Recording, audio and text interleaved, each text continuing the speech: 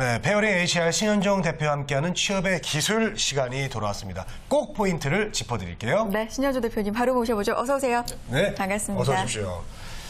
자, 오늘 주제를 먼저 알아보도록 하겠습니다. 채용은 행사, 준비된 인재가 합격한다. 이렇게 나왔네요. 네. 자, 채용을 행사라고 오늘 주제를 이렇게 주셨는데 채용을 행사라고 표현하신 특별한 이유가 있을까요? 예, 아무래도 좀 행사를 저희가 가게 되면 좀 시끌벅적하죠. 채용도 그렇습니다. 좀 시끌벅적해야 이제 잔치집에 좀 먹을 게 있다고 저희가 얘기를 하잖아요. 올해 2013년 이 상반기 공채 채용의 특징 중 하나가 바로 좀 이 합격자 발표가 좀 늦다. 이 부분을 좀 이야기를 드리고 싶습니다. 네. 이미 작년 같은 경우면 5월 초에 합격자 발표가 다 끝나가지고 주변에서 야, 너 축하한다. 야, 대기업 가면서 좋겠다. 이렇게 좀 축하 메시지를 좀 전달하고 좀 이런 시기인데 반해 최근엔 좀 이게 늦습니다. 이제 5월 셋째 주죠. 이번 주 들어가지고 조금씩 발표를 시작을 했는데요.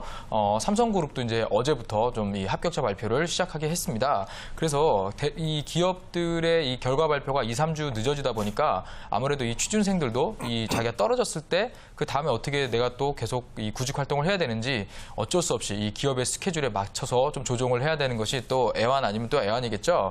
또 근데 기업 입장에서도 사실 이 공채 전형 때 사실 이 소위 저희가 처음에 얘기했던 이 흥행 이 행사 같은 느낌의 이런 것을 좀 중시합니다. 그 이유가 잘 생각을 해보면 작년에 뭐 지원자가 3만 명이었는데 올해 2만 명이다. 또 이렇게 하면 윗분들이 어떻게 생각을 하실까요?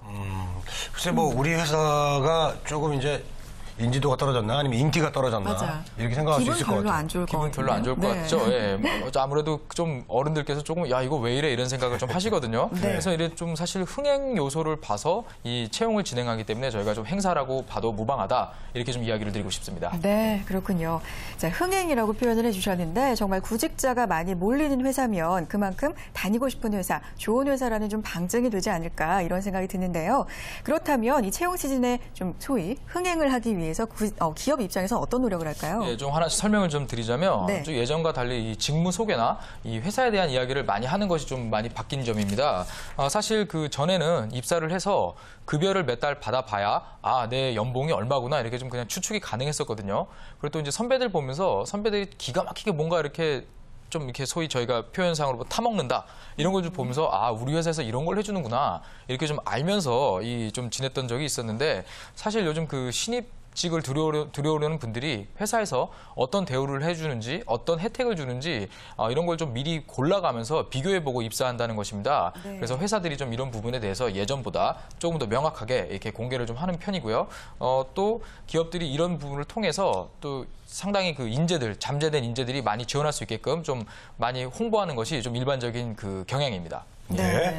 자, 우리 신현정 대표께서도 이제 예전에 회사를 좀 다니셨죠? 예. 그때 복리후생 좀 많이 따져보고 막 들어가고 그랬어요?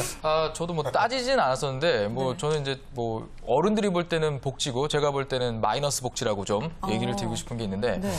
분명히 점심은 제 돈으로 먹는데 야근을 해서 저녁을 먹으면 회사에서 내줍니다. 이게 복지라고 듣기에도 좀 그렇죠. 그리고 이제 보통 출퇴근할 때 제 돈으로 이제 그 차비를 내는데 밤 11시 이후에 퇴근을 하면 택시비를 줍니다. 네. 이런 게 이제 복리후생이라고 나와 있긴 한데 잘 생각을 해봐야 될 부분인 것 같아요. 그 부분은. 네, 그러네요. 어떻게 보면 복지 혜택인데 어떻게 보면 늦게까지 일을 해야 되니까. 근무 권장이죠. 그렇죠. 근무 예, 권장하는 예. 거니까. 이런 게 좀 있었습니다. 예. 자, 복리후생도 기업마다 참 다르고요. 이 먼저 취업한 선배들의 복리후생에 대해서 들어보면 소문이 나잖아요. 그러다 보면 이 회사 가고 싶다 이런 좀 흥행도 되고 흥행을 못하기도 하고 이럴 텐데 기업 입장에서도 경쟁이 좀 치열하겠어요. 아주 치열합니다. 네. 예. 그 채용 공고를 많이 올리는 것이 취업 포털 사이트인데요. 이 회사들이 취업 포털 사이트에 좀 그 예정 채용 공고를 올려가지고 좀 관심을 먼저 끌려고 좀 노력을 하고요. 사실 그 상단에 회사 로고와 함께 대문짝만하게 좀 이렇게 노출하는 거 이것을 좀 많이 선호를 합니다. 사실 여러분들이 잘 모르실 텐데 대형 취업 포털 사이트에 딱 클릭하자마자 회사 로고와 이름이 뜰 정도면 사실 차 한 대 값 정도 홍보비가 나갑니다. 그래요? 상당히 비싸거든요. 근데 이제 이렇게 또 게재하는 이유가 취업 준비생들이 좀 이 회사에 대한 관심을 좀 갖고 하려면은 이 취업 취업 포털 사이트에서 결국 정보를 얻을 수밖에 없거든요. 네. 그래서 이런 부분에 좀 이제 투자를 좀 많이 하고요. 또 실질적으로 이 중견 기업 같은 경우는 회사 이미지를 좀 끌어올리기 위해서 이 대기업보다 더 좋은 위치에 더 많은 비용을 내고 회사의 이 채용 공고를 올리는 경우도 좀 가끔 볼 수가 있겠습니다. 예. 네, 그렇습니다. 왠지 그 인터넷 또 뭐 배너 광고라고 그러죠? 그렇죠. 거기에 딱 그 기업이 딱 이렇게 있으면은, 좀 있어 보이고. 그렇죠. 좀 대단한 회사가 아닌가라는 생각이 들어요. 네. 저희 그 직업방송 홈페이지 딱 들어가면은 저희 취업인 홍선혜 씨가 예쁘게 딱 떠요.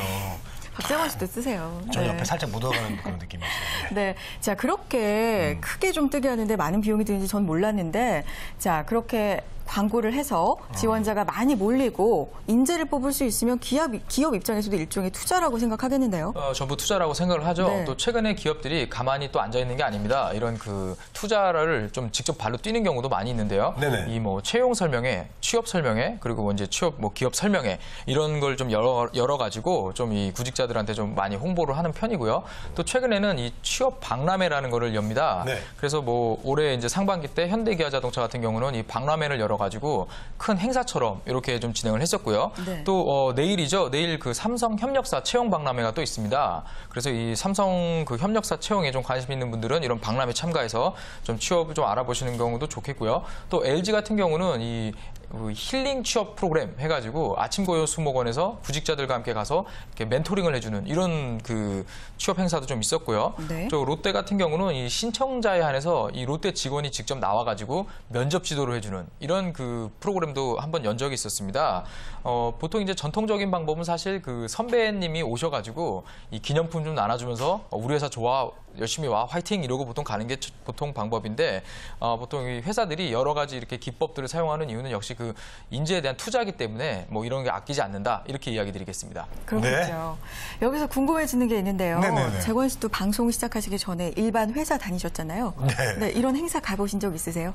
저도 취업 행사. 코엑스에서 그런 거 많이 해요. 그래서 갔었는데 저는 이제 식품 회사 같은 데 주로 가서 상담 전에 좀 많이 먹어보고 좀 그런 거 위주로 좀 많이 했던 것 같아요. 잘하셨을 것 같아요, 네. 먹는 거. 되게 좋아하시더라고요, 저도요. 저도 또 그런데 가보니까 이렇게 뭐 점도 봐주시고 그러더라고요.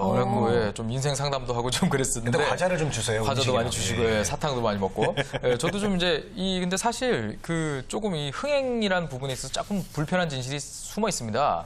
이게 흥행을 위해서 회사에서 비용을 많이 투자하고 홍보를 널리 한다 하더라도 사실 이렇게 많이 하기 때문에 신입사원을 많이 뽑는 거 아니냐 이렇게 오해하시는 분들이 계시거든요. 네. 근데 조금 그 채용 인원하고는 사실 관계가 없습니다. 제가 좀 부산 쪽 자료를 하나 좀 갖고 와봤는데요. 네. 그 부산 상공회의소에서 조사를 해보니까 2013년 이 부산 지역에 신규 채용 계획이 있느냐 인사 담당자한테 좀 물었는데 64.5%가 신규 채용 계획이 없다 이렇게 발표를 했다고 합니다. 그럼 좀 그런 계획이 있는 회사들도 62.1%가 기존의 이 결혼 인원에 대해서만 채용 계획이 있다 이렇게 좀 답을 했다고 합니다. 즉 이제 퇴사하시는 분들 이게 자연 감소분이나 아니면 이제 그만둔 사람들의 이 빈자리를 채우기 위해서 신규 인력을 채용하지 뭐 이런 사세 확장이나 아니면 이 업장을 좀 늘리기 위해서 이 신규 직원을 이게 좀 뽑는 거는 아니라고 좀 볼 수가 있겠는데요. 좀 이렇게 자리가 한정돼 있다 보니까 이 취업준비생들이 좀 아무래도 계속 경쟁이 심화되고 계속 이 취업난이 얘기가 되는 그런 이유가 될 것입니다. 네. 그런데요, 대표님, 그 과거에는 신규 인력을 이렇게 많이 뽑아놓는 그런 시절이 있었잖아요. 있었죠. 왜 그런 거예요?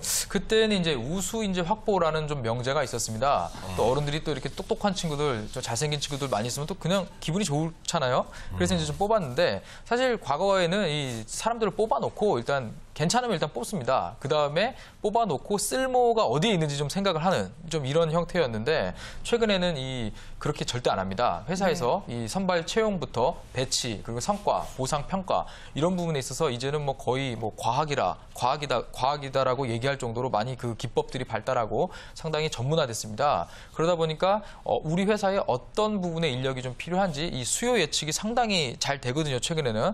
그래서 이런 또 인력에 대한 부분을 이 인건비를 좀 비용으로 보는 또 이런 그 기업들의 이 변화도 좀 있겠고요. 그러다 보니까 신규 인력을 좀 충원하는 부분에 있어서 좀 예전보다 좀 인원을 많이 좀 축소해서 뽑는 이런 경향이 좀 나타나는 것으로 볼 수 네. 있겠습니다. 자, 지금 말씀해 주신 것들 좀 정리를 해보자면 채용을 시작을 하면은 채용합니다라고 홍보는 정말 예전보다 많이 하고요. 막상 신규 인력은 적게 뽑는 거잖아요. 예. 저는 아무래도 취업준비생 입장에서 생각을 하게 되는데 좀 얄미워요, 기업들이. 많이 얄밉죠. 네, 그렇죠. 그런데 취업준비생들 요즘 정보도 많고 예. 상당히 똑똑한데 이런 점들 좀 잘 알고 있지 않아요? 반대로 좀 이게 이 구직자들이 참 많이 속습니다. 예, 속아요. 문제는 생각보다 네. 똑똑할 것 같은데 그렇지 못합니다. 예, 일단 그 인사 담당자들한테 물어보면 보통 이제 한 30% 정도가 기본 인성을 좀 중시해서 선발한다 이런 얘기를 많이 하시거든요. 그리고 이제 기본적으로 사람들한테 이 느껴지는 뭐 예의나 매너 이런 것 등을 좀 많이 보겠다는 얘기입니다. 그 다음에 한 25%가 업무에 대한 관심과 이 외국어 능력 이런 것을 좀 보고요.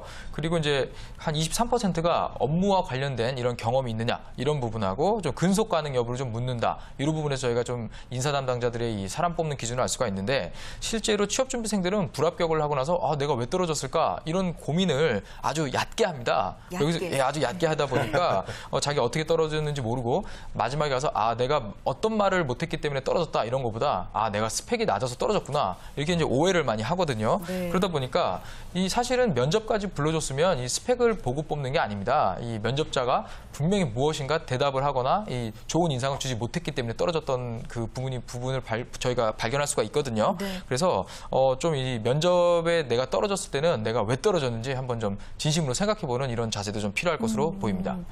자, 떨어지고 나서 반성을 해보는 자세 참 중요한데 대부분의 구직자들이 스펙에 그 탓을 돌린다는 말씀이시잖아요. 그럼 반성할 때 어떤 점을 좀 되돌아봐야 좋은 걸까요? 예. 저 같은 경우도 이제 취업 컨설팅을 할 때 면접을 보고 온 친구한테 꼭 이 면접 분석을 시킵니다. 일단은 그 면접 자리에 가면 혼자 면접 보는 경우도 있고 아니면 여러 명하고 같이 들어가서 면접을 보는 경우가 있거든요. 가서 이제 면접관이 몇 명이었는지 또 면접자가 몇 명이었는지 일단 그 종이에 그려놓고 질문을 몇 개를 받았는지 어떤 질문이 누구한테 갔는지 한번 기록을 해보는 겁니다. 기억을 더듬어서. 이렇게 하다 보면 나한테 왔던 질문 개수가 상대방보다 적을 수도 있고 되게 상당히 중요한 질문이 다른 지원자한테 간 거에 비해 나한테는 좀 적게 온 것도 좀 찾을 수가 있거든요. 네. 이런 걸 좀 통해 가지고 내가 이 면접 때 질문을 많이 못 받았구나. 내가 대답을 잘 못했구나. 처음에 중요한 질문에서 대답을 잘 못해서 그 뒤에 좀 질문을 못 받았구나. 이런 식으로 좀 계산을 하다 보면 내가 왜 떨어졌는지 좀 찾는데 상당히 수월하실 겁니다. 예. 네, 그렇군요. 자, 미리미리 준비하셔야 달려오는 기회 잡으실 수 있습니다. 반성도 미리미리 좀 해두시기 바랍니다. 네. 자, 오늘 신효정 대표님과 취업의 기술 시간 함께 했는데요. 마지막으로 정리 좀 해주시죠. 예, 일단 그 대기업 채용 이 결과가 발표됐기 때문에 이제 또 6월 달부터 사실 토익 학원 가겠다 이런 분들 많거든요. 자격증 따겠다. 그러지 마시고 6월 달에 또 이 채용 공고가 올라오는 기업들 다시 한번 찾아보시면서 계속 구직 활동 하시기 바랍니다. 네, 자 오늘의 취업의 기술 페어링 HR 신현종 대표님과 함께했습니다. 오늘 말씀 감사합니다. 고맙습니다.